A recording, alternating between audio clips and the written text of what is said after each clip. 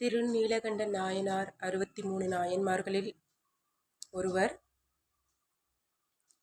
இவருக்கு இந்த பெயர் வர காரணம் உண்டு. இவர் சிதம்பரத்தில் பிறந்தார். இவர் சைவ சமய நெறிகளை கடைபிடித்து வாழ்ந்து வந்தார். இவர் திருவோடு செய்யும் பணியினை மேற்கொண்டார். திருவோட்டினை சிவ வழிபாட்டிற்காகவும் பக்தர்களுக்காகவும் வழங்கி வந்தார். இவரும் இவரது மனைவியும் நல்ல முறையில் வாழ்ந்து வந்தனர். எனினும் திருநீலகண்ட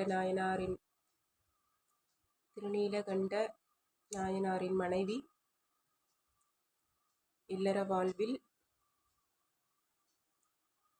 இவருடன் இணைந்து ஈடுபடவில்லை.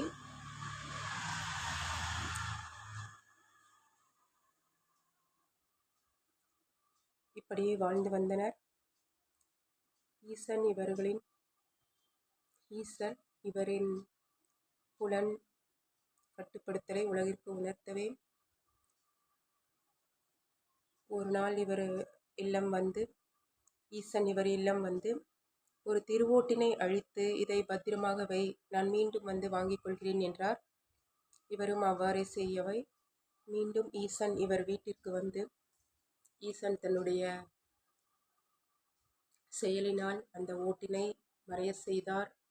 மீண்டும் நாயன்மாரின் வீட்டிற்கு வந்து நான் அளித்த ஓட்டினை திரும்பத்தா என்று கேட்க, நாயனாரும் அதை தேட அவ்விடத்தில் இல்லை. நாயன்மார் ஈசனிடத்தில் வேறு ஓடு தருகிறேன் என்று கூற, ஈசன் மறுக்க, அதே ஓடுதான் வேண்டும் என்று மீண்டும் கேட்க, இதை பத்திரமாக வைத்தும் காணவில்லை என நாயன்மார் தவிக்க, ஈசன் அவ்வாறாயின் நீயும் உன் மனைவியும் சிதம்பரத்தில் உள்ள புலியூர் குளத்தில் மூழ்கி சத்தியம் செய்ய வேண்டும், கைகள் இணைத்து சத்தியம் செய்ய வேண்டும், மூழ்கி எழ வேண்டும் என ஈசன் கூற, இவரும் அவ்வாறே செய்ய முன்வர, எனினும் திருநீலகண்ட நாயனார் தமது மனைவியை கையால் கூட தொட அவர் மனைவி அனுமதித்ததில்லை.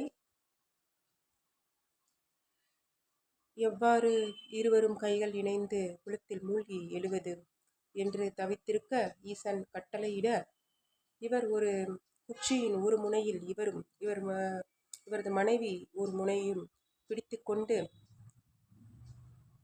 மூழ்கி எழ, ஈசன் கட்டளையிட்டவாறு மூழ்கி திரும்பவும் எழும்பொழுது மீண்டும் இளமைக்கு இருவரும் திரும்பினர். பின்னர் சைவ நெறியில் வாழ்ந்தனர்.